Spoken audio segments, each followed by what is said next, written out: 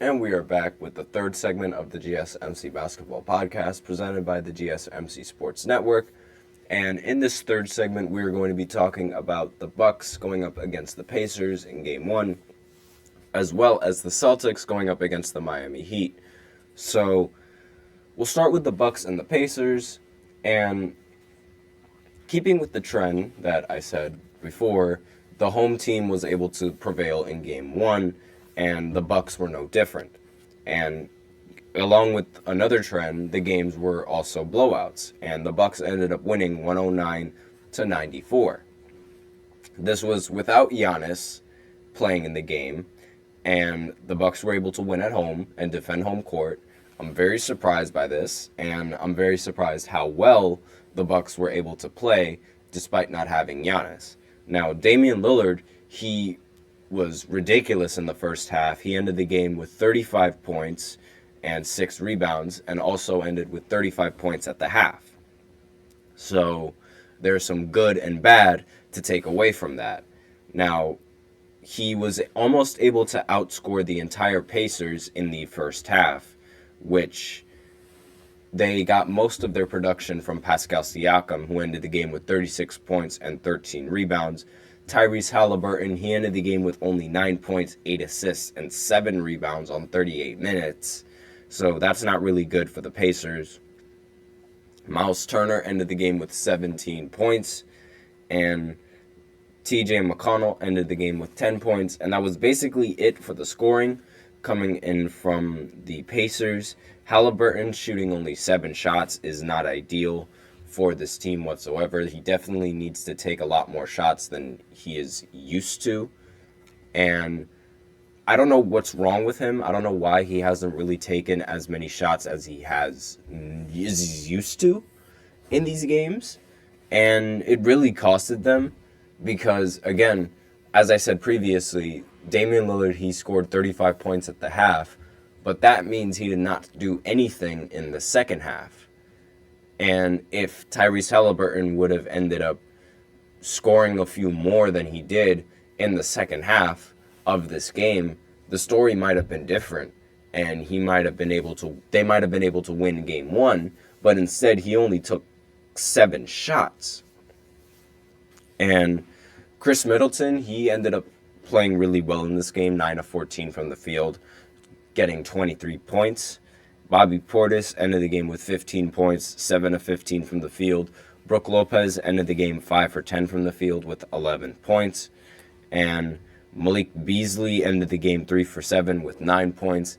And again, there was a lot more scoring coming in from the rest of the Bucks, especially coming in from Damian Lillard, than there was from the rest of the Pacers. But keep in mind how Pascal Siakam was able to outscore Damian Lillard as a whole in this game.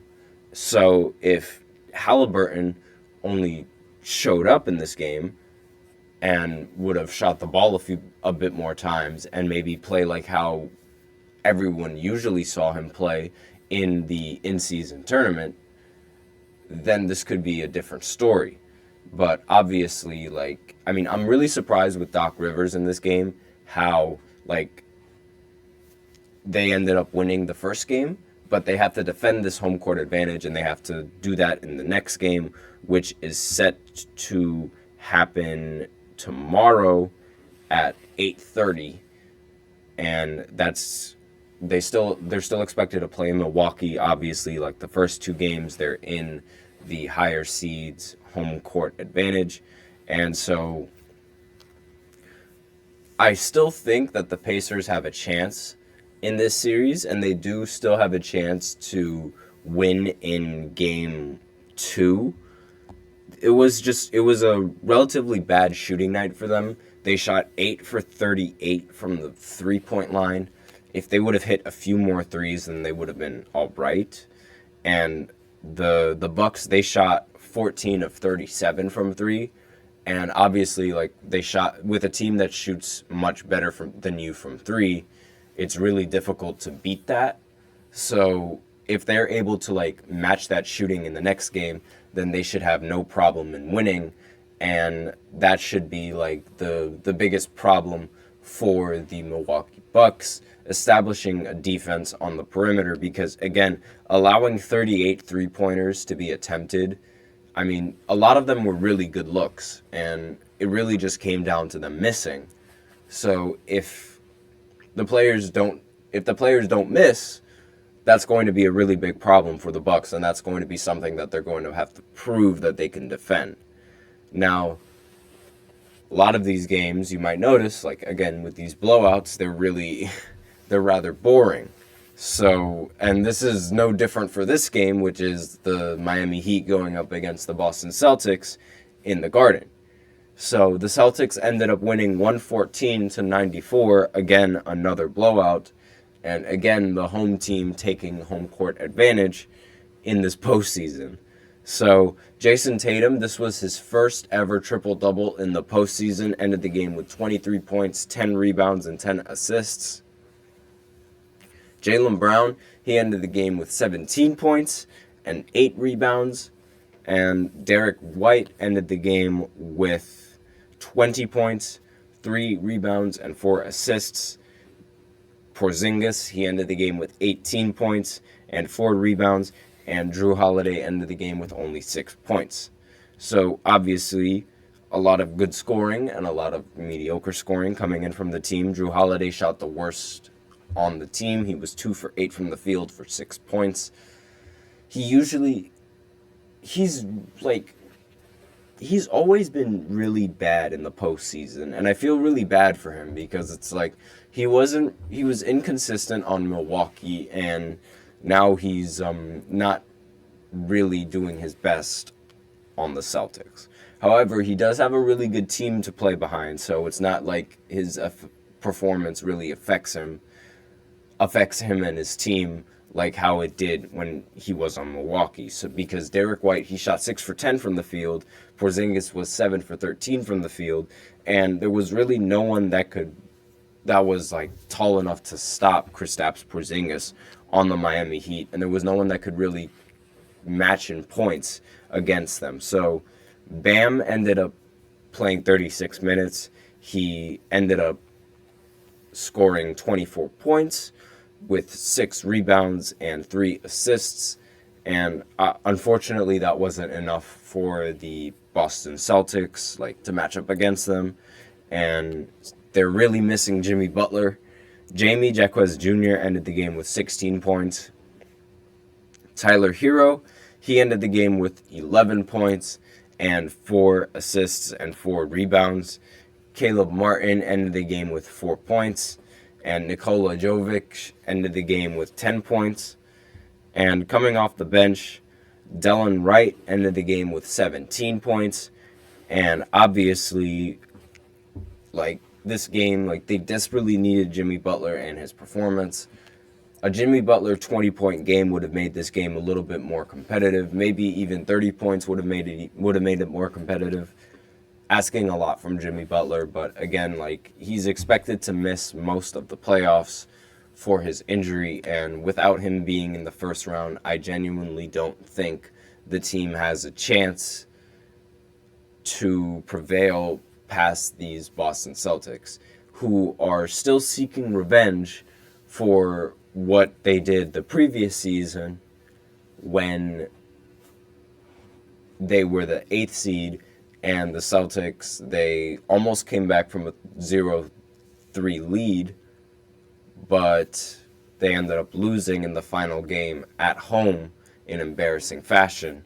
So with the fact that the Celtics are coming out with revenge into this series, I don't think that the Miami Heat have what it takes to take this to more than 6 games. So I have a feeling that this will be one of the series that ends in a sweep. If it doesn't end in a sweep, then it's going to end in 5, but that's basically all that I'm giving for this team because I genuinely don't think they have what it takes. Now, obviously, the Celtics, they've just proven time and time again that they are the better team, and it really shows in this series, and I really think that they're just going to win out as the rest of the games continue. And so for this game, I'm not putting I'm not putting like a ton of stock in that fourth quarter that they all had. It was a relatively mediocre fourth quarter that it was a really bad fourth quarter for the Miami Heat. They ended up scoring, like, in the second half. They ended up only scoring 14 points in the third quarter, and then the Boston Celtics scored 31. But then the Miami Heat, they'd scored 35 in the fourth, so it wasn't that bad. But the Celtics, they ended up scoring 23, and it really just wasn't enough for the Miami Heat to like pull through and win this game. Boston was finding like good shot within 7 seconds of each possession without fail, and it was just three-pointer after three-pointer. It was easy shot after easy shot for Boston. And in the first three quarters, this was constant in the first three quarters, and Miami was lucky to get an open look on a given possession. They were just lucky to like even get an open shot, because it was like they've been proved again. The Celtics have proven that they're good both on the offense and they're good on the defense. They're smothering on both ends of the court, and it's really difficult to come back against that. So obviously, like, that game is it was really one-sided, and the Celtics, I have a feeling that the Celtics are going to win in 4 games. If I were to bet on a team, I would bet the Celtics to win in game 2, simply because like they are still playing in the home court, and they are one of the best teams at defending home court advantage. And most of the time, when they do go up 2-0 in a series, they end up winning the series in the end. So if they do end up winning game 2, then I see this series being a sweep, and there's relatively like nothing that the rest of the players could do. And that's basically like all that I have for these 2 games. Again, Damian Lillard, he played relatively well in the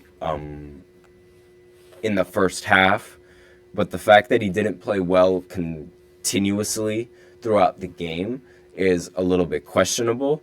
So I really think that like it's still possible for the Pacers to come out winning in this series, if they just play as good as they normally do and they hit the threes that they do. But that's basically all I have for these 2 games. So then I will go into the 4th segment, where I will talk about the Thunder going up against the Pelicans in their first game, which was arguably the only competitive game that happened yesterday. And then I will also go over the Cavs beating the Orlando Magic. So I will be right back after this short break.